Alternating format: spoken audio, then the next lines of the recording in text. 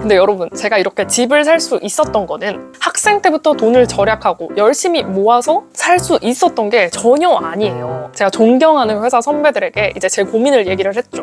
10명 중 10명의 선배가 뭐라고 했냐면, 안녕하세요, 시골쥐입니다. 여러분, 제가 재테크를 다루다 보니까 요즘 고등학생 그리고 대학생 정말 삐약삐약 굴지들이 저한테 이제 재테크 관련한 고민들을 되게 많이 보내주시더라고요. 근데 제 생각은 이제 고등학생 때랑 대학생 때는 자금 관리를 할 필요가 전혀 없다고 생각을 하거든요. 그래서 오늘은 우리 삐약이 골지들을 위한 재테크 조언에 대해서 한번 얘기해 보도록 할게요. 우리 어른 골지들도 해주고 싶은 조언이 있다면 댓글로 남겨주시면 너무 좋을 것 같습니다. 그럼 바로 한번 시작해 볼게요. 네, 여러분, 저는 재테크 유튜버고 27살 때 이제 은행의 도움을 받아서 이 집을 샀어요. 근데 여러분, 제가 이렇게 집을 살 수 있었던 거는 학생 때부터 돈을 절약하고 열심히 모아서 살 수 있었던 게 전혀 아니에요. 우리 한번 생각해 봅시다. 이제 대학생이라고 가정을 하고 대학생 때는 사실 학교 수업을 들어야 되니까 풀타임 알바가 좀 불가능하잖아요. 그러면 이제 파트타임 알바를 하게 되는데 보통 편의점이나 카페에 파트타임으로 일을 하면 월급이 한 100만 원 정도 되죠. 과외 이런 거는 제외하고요. 그런데 이 돈을 은행에 맡기잖아요? 그러면 예적금 이율이 평균적으로 한 3% 정도예요. 그러면 이 100만 원을 전부 다 은행에 맡겼다는 가정하에 한 달에 내가 실제로 받는 이자는 한 3,000원 요 정도밖에 안 되는 거예요. 근데 여러분, 사실 내가 한 달에 이 3,000원 정도 더 모으자고 내가 하고 싶은 거 못하고 내가 먹고 싶은 거 못 먹고 저축을 할 필요가 있을까요? 물론 있을 수 있어요. 그리고 실제로 그런 분들이 많고요. 그런데 저는 이제 각자가 처한 상황에 따라서 더 효과 그리고 효율을 낼 수 있는 게 따로 있다고 생각하거든요.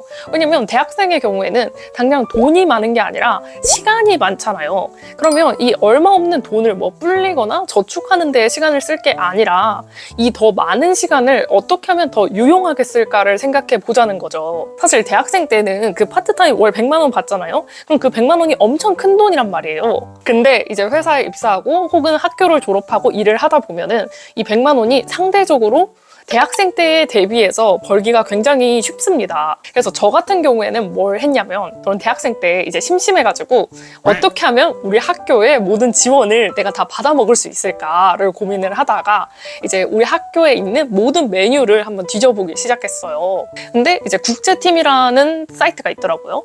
그래서 이제 국제팀에 들어갔는데 이제 여름방학, 겨울방학 때 계절학기를 해외로 갈 수 있는 프로그램이 있는 거예요. 그래서 이제 저 같은 경우는 이제 프랑스로 갈 수 있는 기회가 있어가지고 이제 프랑스로 해외 계절학기를 다녀왔거든요. 그때 이제 프랑스에 가느라고 제 돈은 한 100만 원 정도가 들어갔고 부모님 지원 전혀 안 받았어요. 근데 사실 그 대학생 때 100만 원이 정말 큰 돈이잖아요.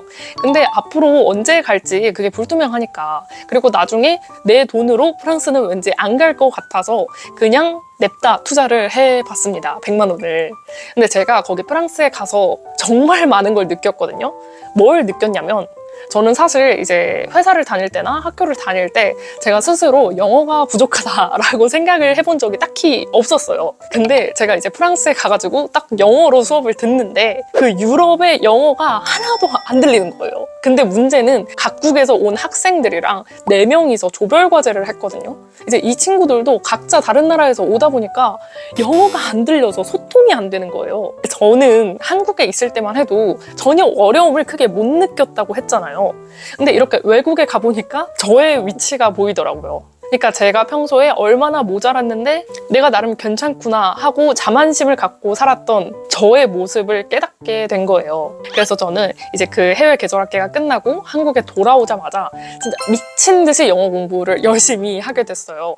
왜냐면 내 자신이 너무 부끄러워서. 즉, 대학생 때 썼던 이 100만 원이 저한테 정말 엄청난 동기부여를 시켜준 거죠.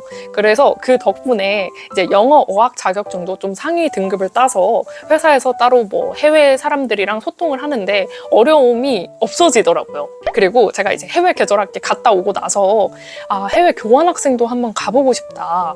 왜냐면 또 학교 지원 받으면서 갈 수 있는 기회가 없잖아요. 근데 이제 제가 그때 고민했던 거는 해외 교환학생 가게 되면은 돈도 정말 많이 깨질 것 같고, 그리고 저는 그때 회사를 다니고 있었기 때문에 약 6년 동안 커리어를 이어왔는데 내가 이렇게 중간에 한 반 학기 정도 교환학생 때문에 휴직을 하면 하면 내 커리어가 끊기지 않을까? 그리고 내 돈이 너무 많이 나가지 않을까? 이런 걱정을 조금 했어요. 그래서 이제 저는 제가 존경하는 회사 선배들에게 이제 제 고민을 얘기를 했죠. 선배님, 저 교환학생을 갈 수 있을 것 같은 기회가 있는데 사실 제가 이때까지 쌓아왔던 경력이 너무 아깝다. 그리고 이 교환학생 6개월만 가도 1,000만 원 정도가 깨질 텐데 제가 이거 가는 게 맞을까요? 라고 조언을 구했어요. 근데 10명 중 10명의 선배가 뭐라고 했냐면 무조건 가야 된다. 그런 교환학생은. 그러니까 학교의 보호를 받아서 학생 신분으로 해외에 나갈 수 있는 기회는 그때밖에 없다. 너가 앞으로 더 큰 시야를 볼 수 있는데 그 기회를 놓치지 말아라.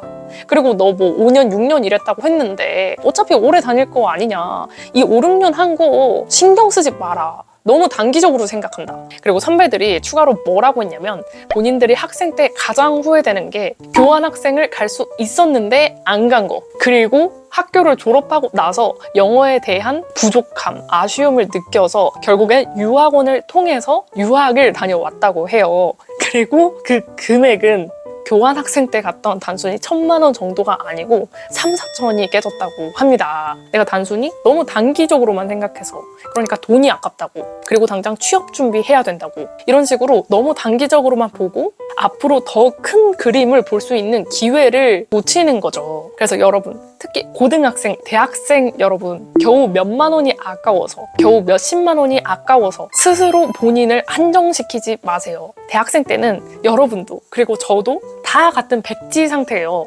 근데 이 대학생 때 내가 어떤 경험들을 하고 내가 어디에 돈을 쓰느냐에 따라서 내가 앞으로 볼 수 있는 시야, 받을 수 있는 월급, 종사할 수 있는 업계 자체가 달라집니다. 직장인이 되면 일단 한번 퇴사하는 것조차 엄청난 용기가 필요해요. 특히 퇴사하고 세계 여행 가는 거 진짜 아무나 못 갑니다. 그 정도로 엄청난 용기가 필요한 거예요. 여러분들 대학생 때 진짜 자금 관리하지 말고 가진 돈은 정말 몽땅 다 쓰세요.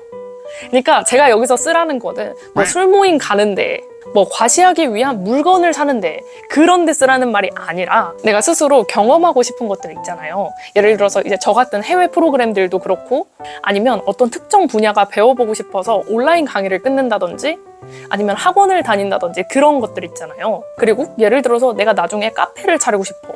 그러면 여러 카페들을 방문해서 커피들을 한번 마셔보는 거죠.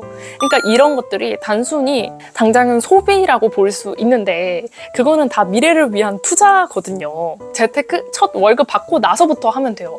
그러니까 정식적으로 돈을 벌기 전까지는 내가 뭘 좋아하는지 그리고 이 시기에 뭘 해야 효과적인지 이런 나의 장기적인 방향성에 대해 도움이 되는 것들에 돈을 써보시는 걸 진심으로 추천드립니다. 대학생 때 어떤 돈을 정말 절약해서 안 써서 지금 부자가 된 사람 단 한 명도 없어요. 정말 요즘 저를 포함해서 좀 여러 매체에서 재테크 얘기가 많이 나오잖아요. 그러다 보니까 좀 조급하거나 아니면 당장 여러분도 해야 된다고 생각이 들 수 있는데 전혀 절대 할 필요 없어요. 마지막으로 그 워렌 버핏 할아버지가 10대인가 20대 소녀에게 했던 조언을 끝으로 오늘 영상 마무리하도록 하겠습니다. 오늘 여기까지 봐주셔서 감사합니다. 안녕!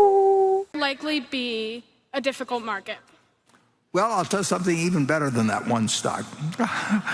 Maybe we'll get to one stock, but the best thing you can do is to be exceptionally good at something.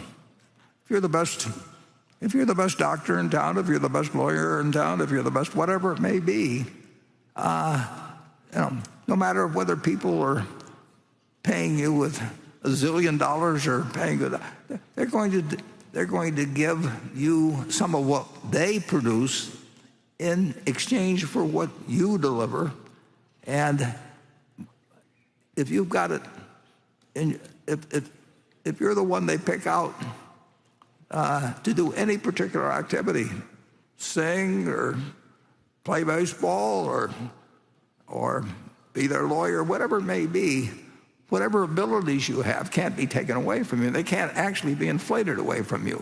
Somebody else will give you some of the wheat they produce or the cotton or whatever it may be, and they will trade you for the skill you have. So the best investment by far is anything that develops yourself. And again, not taxed, so that's what I would do. I got some advice for you too. When you have your own retirement account and your friendly advisor suggests you put all the money into Bitcoin, just say no.